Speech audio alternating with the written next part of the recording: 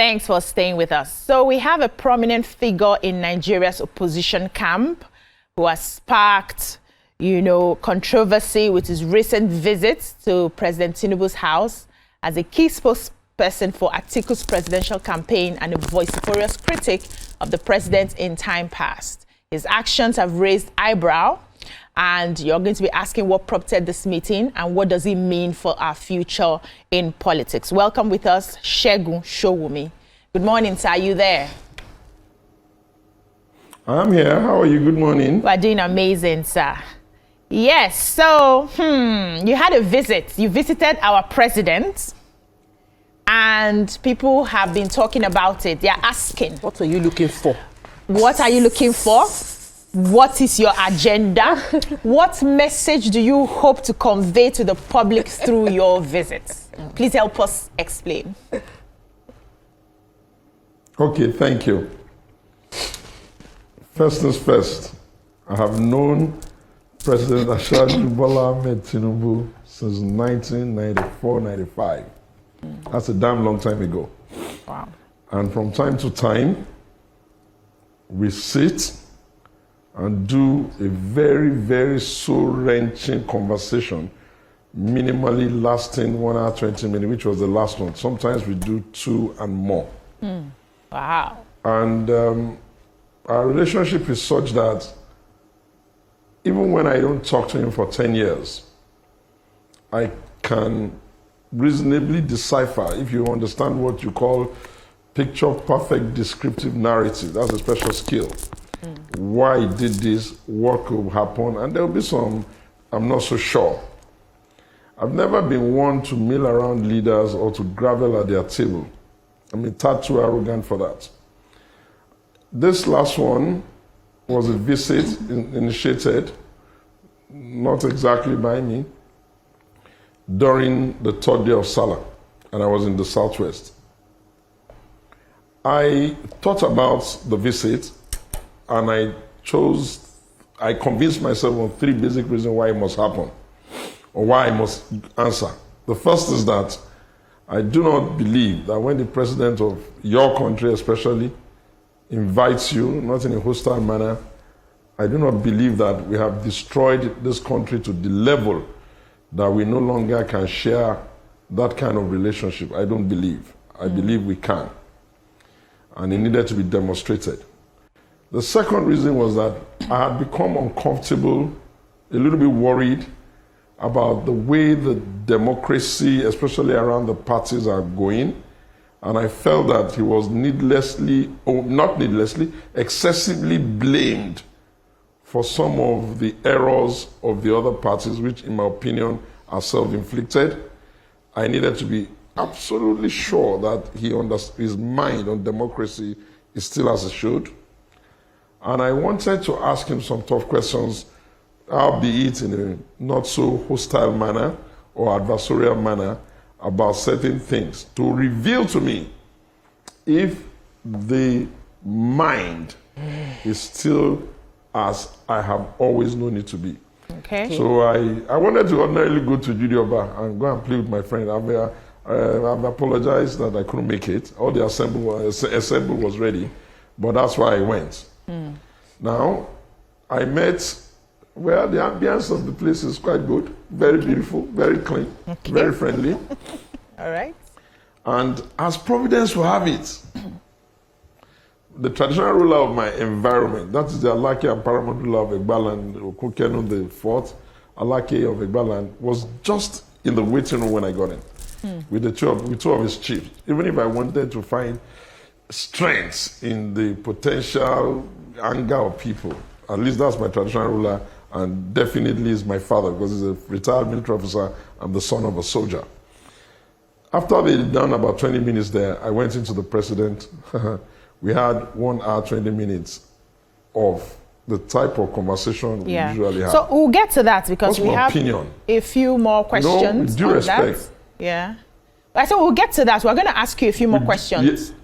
So that you tell us exactly what you discussed. So who's ready to go? Okay, so I like the fact that you knew there was going to be a bit of backlash on the visits that took place, because you said that because from your introduction you spoke about the fact that you did not expect that our democracy had gotten that bad that the president will call you and you will not show up. So I'm happy you honored the president and the presidency and honored Nigeria. But how did you feel about the backlash, the comments on social media, how people felt like, okay, you've joined the group of people who have moved to the other side or the ruling party side?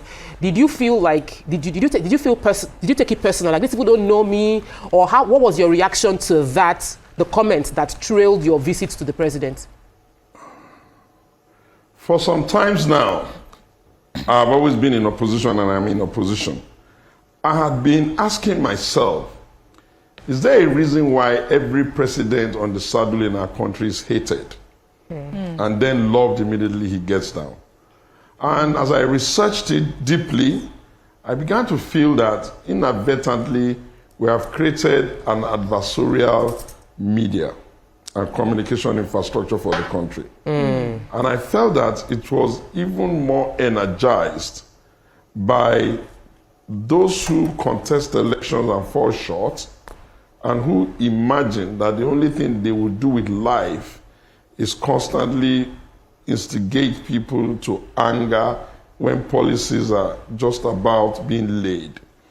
And I thought, okay, I'm going to have to deal with that, but it's okay.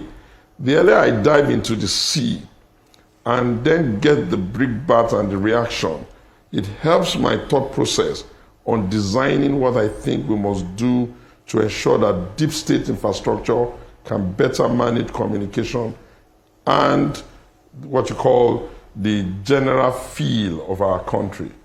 The Chinese will tell you that their system of democracy is superior to the Americans.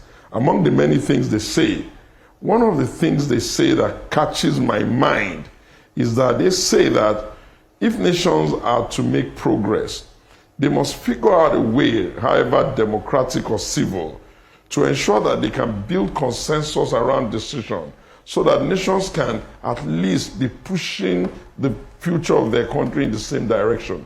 And if you look at how well they've done in some years, you will know that without a doubt, they have demonstrated that no human race has scaled up that much. I've always been like that. I'm not upset. I just think that we now have to ensure that the mob of the people don't have all of the information or they don't have all of the skills to know what exactly it means when policy is being planned and what are the likely implications and the likely direction of such policy. So other than that, I also know that, yes, as someone that opposition has always had as their asset forever, and I've always been taking the battle of opposition to the ruling party forever, I felt that, yes, they would be a bit upset, and I don't want them to be. I'm not the type of turncoat guy. I don't do that kind of thing. I'm not the type of person who can also be bullied. I will never be. I'm too strong. I'm a typical Egba man, very strong-willed. And I felt that the man is now at his year 2. I could have been all of that much earlier. And I wasn't shopping for any appointment or anything. And we didn't talk about such. Neither was he even telling me, come and join my party. That was not the kind of conversation. It was sort of a conversation between the present leader and a potential future leader who was asking probing questions, not to irritate him, but to figure out whether what he thinks he's doing, he is aware of what the expected outcome according to plan is. And I wanted to also bring him to a point where he could see that it's not enough for your aides to get up and just be saying kumbaya. There must be a way where we can be having this conversation as people who share the common heritage, first of Nigeria, then as Yorubas, in democracy to stabilize our country.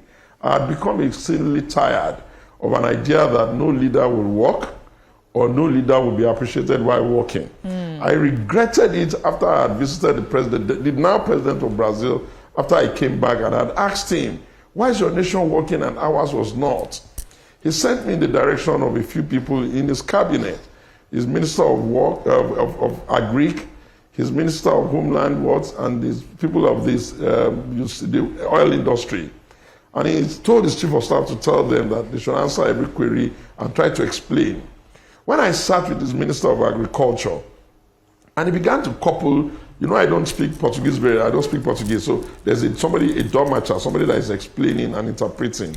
All I could hear him say was, farmer money, school feeding program and all that. And the more he was saying that was the thing that took them out of poverty and made them stable, the more I kept saying, oh God. So this was what Buhari was trying to do. Oh God, oh God, oh God. And if you recall, immediately after I came back from that trip, I went all the way to Daura with all the risk of the road to visit him and ask him, sir, why didn't that thing work and all of that? But long story short, for some time now I've been on the journey that we must have beautiful eyes. Our eyes must be such that we can see good when there is good. Wow. And we must also be able to see what we don't like.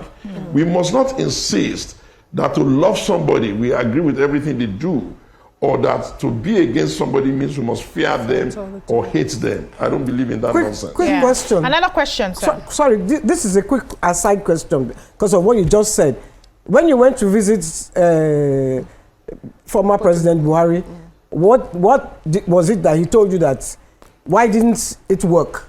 Why didn't his agri plan work? Well, without going into specific of the kinds of things you say to leaders, what I can only say is that every generation has an event that takes place in their generation that become like the scale by which they measure things. And for the Buhari generation, all of those guys, I think the Civil War was one thing that impacted how they see the country and even probably life and their own life. I came to the conclusion after leaving, when I finished with him, it was electric. I came to the conclusion that, oh, Nigeria, we must learn to not be so unwilling to see the greater glory of our land. Because in any case, all of our unnecessary rhetoric of anger, putting our country down in a global world, does not serve us well. Yes, I get that the world is flat now and people can sit on their phones and see what's going on in America and all that. A whole lot of them have no ideas what the people that are living in those fancy environments are dealing with. But to the credit of those countries, they have figured out the way to make sure that their deep state communication infrastructure for their country projects their country well. And of course, the citizens to have an opportunity to have that freedom, but not hating their country. So I felt that, okay, we need to now start figuring out how to even make Nigerians patriotic. For really and truly, shall a president say that he's going to keep burning money on subsidy when we really don't have that money? Or shall a president, in all seriousness, take away leave arbitrage, which is a benefit when you think deeply, that would give him the ability to be telling who they should give and maybe even making his friends rich and all that. Yeah. To take it out does not reflect somebody who wants the country broken. Okay, you may not agree, take a short break I have here. issues with some policy. Yeah, but after that, my visit with him, I can say without any fear of contradiction, that's a very intelligent, very brilliant leader. And his mind is in the right place. And don't be deceived. If he likes, let him stumble, but that is not weak. And he's not ill, not to the best of my knowledge. Okay. We'll have to take a short break here, sir. Yeah. He doesn't know the question I'm going to ask him. The touch point of the answers reflected that he had been reflecting on that matter himself. Okay. Forget it, that guy is good. Let's take a breather here, sir. I like him. Asiwaju. Let's take a breather here. When we come back, we'll continue this conversation with Segun Sowunmi. Stay with us. We'll be right back.